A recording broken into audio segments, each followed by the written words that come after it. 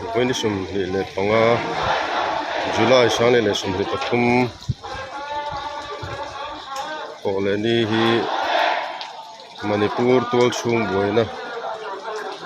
mai te tele zona thak te kara boina me ka zona thak te tawang hauna kong zo Mizoram puma bot sai a policy pa po hei kong zo me ka nia dia kon square pui lampung khom chana hela en program man ani don ani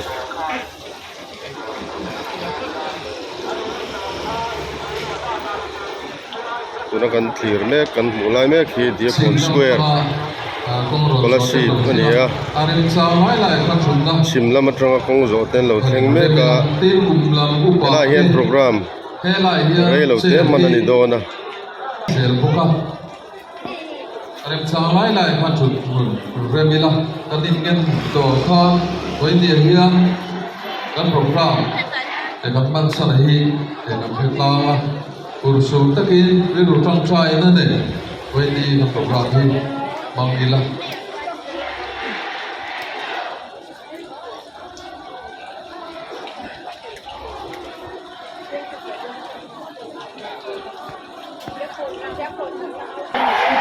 reng tu kon lama tronga kong ron zo te lo thleng ve mek bokani tin cha ro ta tongin ron zo an ni hian in chat nem mel khop mai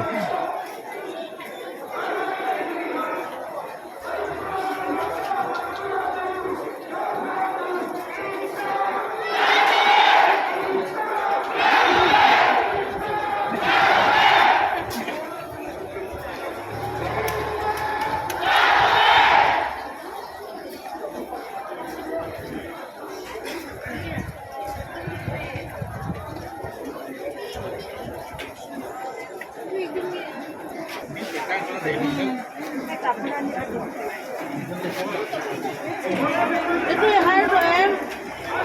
vì cần đấu có tiền này hay men ha nói về là nói để sao nó có tiền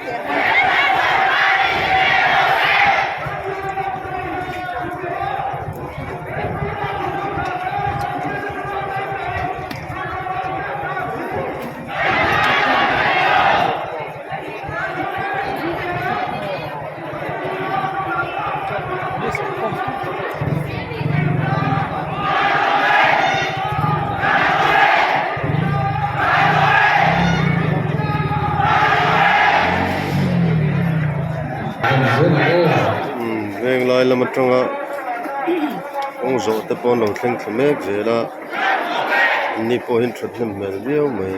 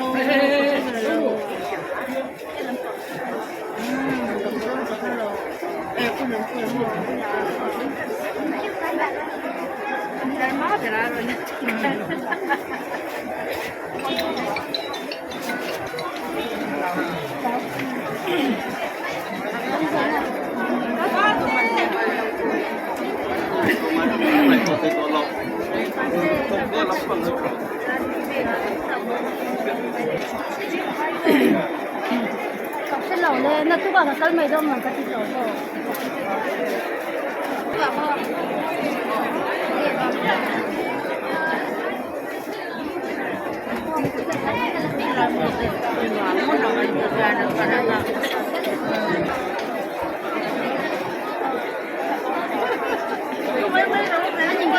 số tiền lộc kinh tế cao anh sang lại ở pha chủ lộc kinh tế liên program sẽ được bản xe và con nào đây tổng na về cái chùa không chịu có cái gì đặc biệt boleh Masasalin All NGO Coordination Committee hingin tibay Manipur State Kandung na fakte walan dite le an me chia zom na zong zong te di borban saka mual bom taka kong zok ko yan dite baka inle lo tam tak hal chia tania chuba ka kan pathian bek in ngei po tam tak misoi sak chia sak awang hian kan thin rim ema thin lu takin kan dem ka zeta chumin huwa chuan Manipur State kan zo na tha ku naw nun na cham ta te sun na hun kan ne anga minute khan ngoi rengin kan ding anga amang thar anga chuta kan tong kai wa thu pui tu tang pui chu pakhat na chuan Manipur State rimna le muanna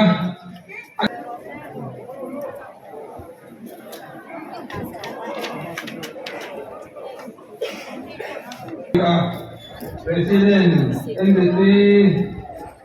Headquarter Policy, and so on. Secretary, Katihan ang katsira na. Sumisan suat na masong kasoy na na. Suat ang kainin ng pagkakaroon niya. Chronicles paghina. Lunsong kong paghina. Sangri at tunsok ikatsira ni. Alam mo itong tuti sa sipay ang niya. Mimpi itu minta sakura karena bercanda cerita dan takian sila. Ingin kamu ada tu saya. Ini kuicuan juga dalam rezekian saya kejuan ringa. Helai kat takian tuan siarahian. Kadudau zawat kate. Aku berpui mai kering mote. Nang tamu, ami kuitam takara, ami nam bisu namkem pein. Karena dong dia atau pun dong dia cialu, an magian novin fem anilah. itu nak ketabain ini kacung mau ini loki aku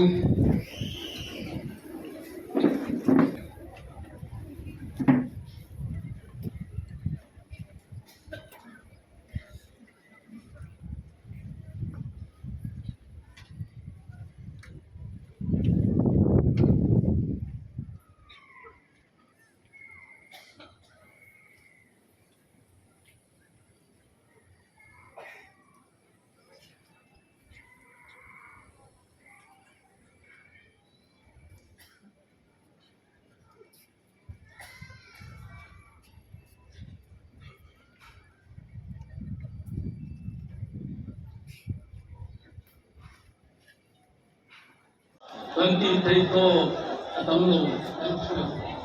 masalah panung sekarang ini Indo natural pa Indo nania ne natural pa tani orang pa berkatian ini rencana nuhan munai todo apa itu disensengan nuncang tante lalpa berkatian ini dia minim Yekin tepon tam tak hari nak memai kuan tanggung tam. Lalpa akan betul. Kaduna kuan. Nang semini hisan lo di kantian. Lalpa akan betul kan riset di perpalian. Amaru cengcenge kan tuan tam. Lalpa ini lahir kan runceng. Lahir Kaduna te. Tuara yang rolin sabuan dalam tak antin nuani berbel itu ni pun kena kesal sofa dengan nenek dulu ni paksa orang pakai petian remat working remedi in remat tekara pada jenteng tuore isu ibadan balle Foreign control kan trung trai trung ta kilan pa rin man min song sakna eh ti kilan pa Isu Krista min kan dira se amen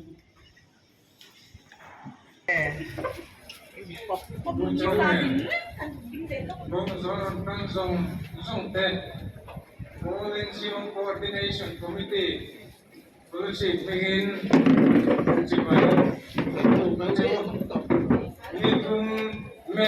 May sáng thì là sầm mình bắt đầu trên hiền doa lắm apan mega Manipur trên zona tháp Manipur nào thế nung tâm tập hành trang cho nên thì cần gì à việc in lệ qua tấm tập mấy cái hotel ăn hà sắp cho nên thì cần phải có ba đến rong tất cả lệ rát tháp tất cả anh ấy đàn tê suy sắp hương anh ấy đàn tê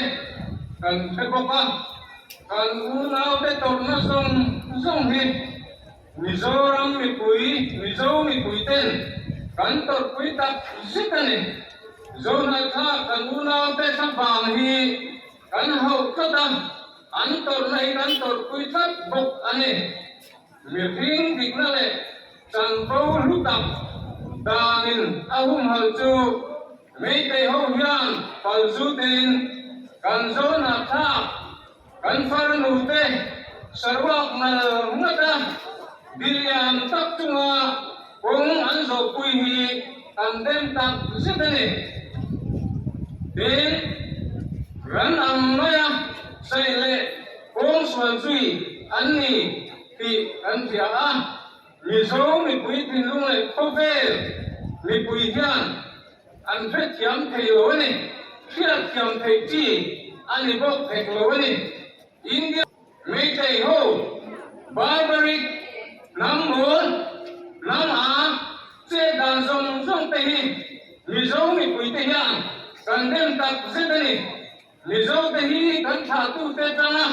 nằm hoài sen ser lệ sáng này ti tu lệ ti lô tu thế nào in râu chun chi cần nia rong ta cái thả tê rắn nung sấy sập tê cần tiếng ai đâu ba ral đầu nay rồi chuan quay sen takin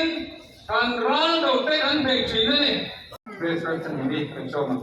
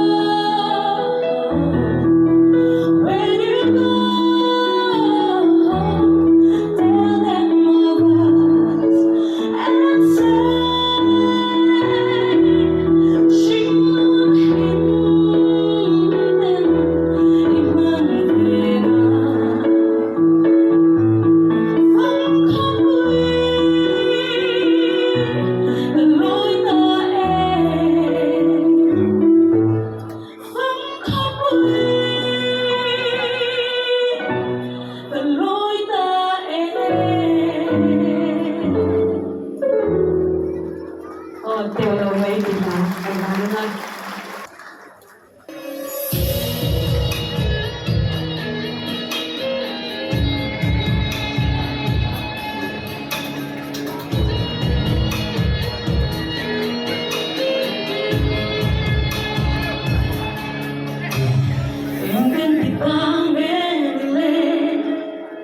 dấu phân lên giống tên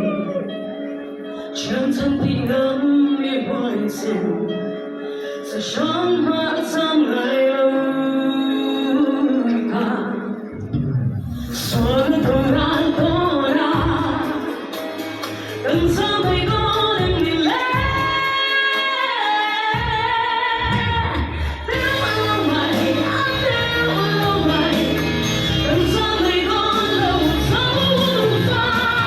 thấu ra để sẽ sáng mà sao mai lâu năm tình người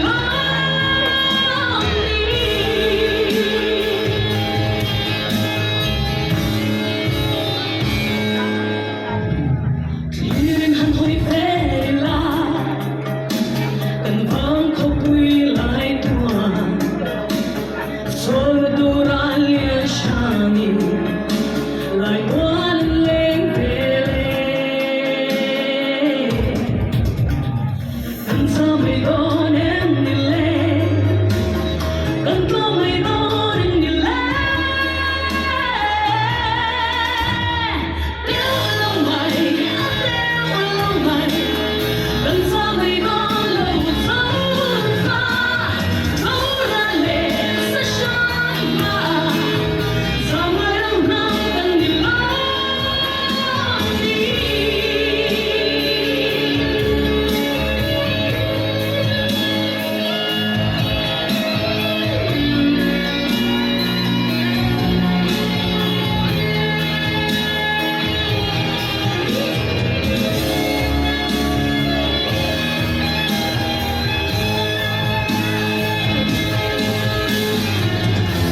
Thân ta không là hồn nhưng thânรู้ไม่อาจมีlại không về liền nhiều lòng trên áo rất có em đi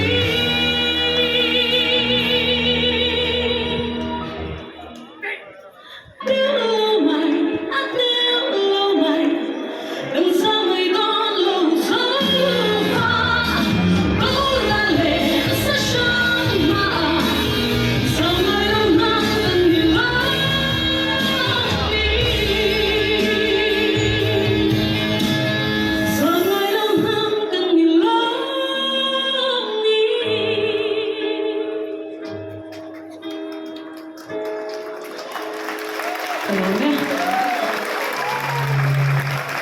dông là thật tệ u nào tệ cho bảo là qua công gió đầu cũng thòng dòng dông tệ in sa vai in chỉ bảy cái bộ cái tệ không có in nia hiền cần chặt chắc anh in Manipur ngoài na vào nga dông là thật u nào tệ cho bảo hậu na lệ nun na nút tật san tệ cần tổn quy na lệ sun na sun cần mang mét anh à Manipur mấy day hậu thế tàng hi rap tháp lệ phun tháp cần kia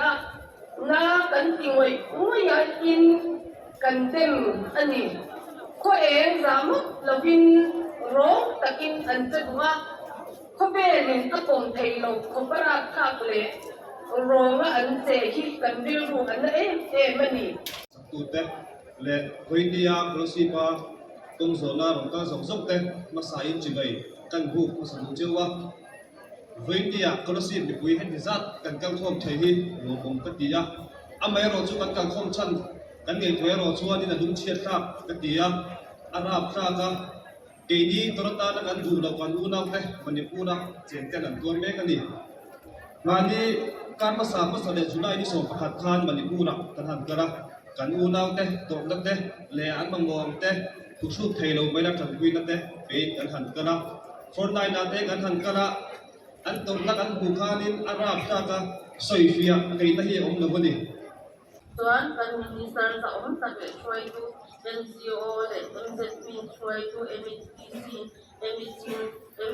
เลยนู่นเลยป่านู่นเลยน้ำที่ตะรวมกันพร้อมตรงเป็นIDLF มีสองทุกส่วนมีสองตรงนี้ตัวนึงเตรียมพักเรามาเสร็จเตรียมอันนี้ตรุษส่วนโดนเนี่ย IDLF ตัวนั้นเนี่ย United Tribal Volunteers Department เนี่ย Internal Secretary กันเนี่ยที่ตะรินหลบที่มันปัจจัยนี้ช่วยฟังนี่ที่ตะนั่นนี่จริงตรุษที่ตลงมาปัจจัยนี้เนี่ยนั่นนี่กันดูน่าเป็นตัวมาลงตัวทักกินตลอดส่วนนนเลยตัวน่ะมีโซ่กันดูน่าเป็นมินตัดคุยเลยมินมาหายาฟังมินคุยแค่ยันมันมีผู้หลายยันมากันละเทียนั่งนี่มินคงหายาฟังเดียวนี่นะมันมีผู้ที่มินเลยแต่มินเองดูเด็กกันเลยปัจจัยเลยนั่งนี่เท่านั้น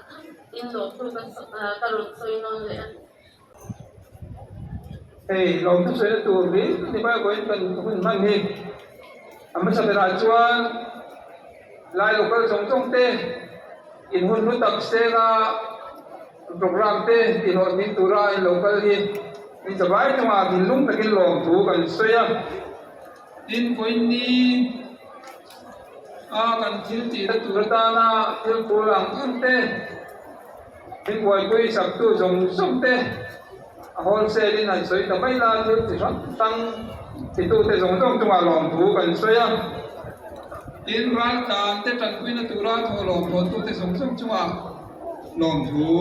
กันสวยอินสกัดนักตบเลเซอร์ไลท์เตะเลเซอร์เตะตัวเตะไล่เมื่อเป็นนโยบายนักธุรกิจการสร้างโลกาลีอันลองตัดสินใจอันนี้ที่นักวิเคราะห์กัน police department เตะไล่road clearance เตะมันอันนี้สักการอินทิมไปนั่นคนสักการอัน police department เตะจังหวะลองถูกันสวยอินกันmedia เตะให้มัน cover กันเลยไปอันลองตัดสินใจตั้งจังหวะลองถูกันสวยตัวเป็นราชวันอันตัวกายเตะตัวในตัวส่งเตะ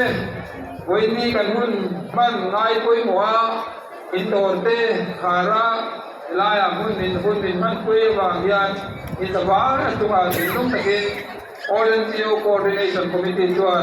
ลองถูเสียดีข้าอันลองทุกส่วนที่นั่นนี่ใช่ไหมลองไหมเรื่องการช่วยไม่ผ่านเตะผมลองดูเลยคนไหนที่อยากทานข้าวกับเราไม่ทำได้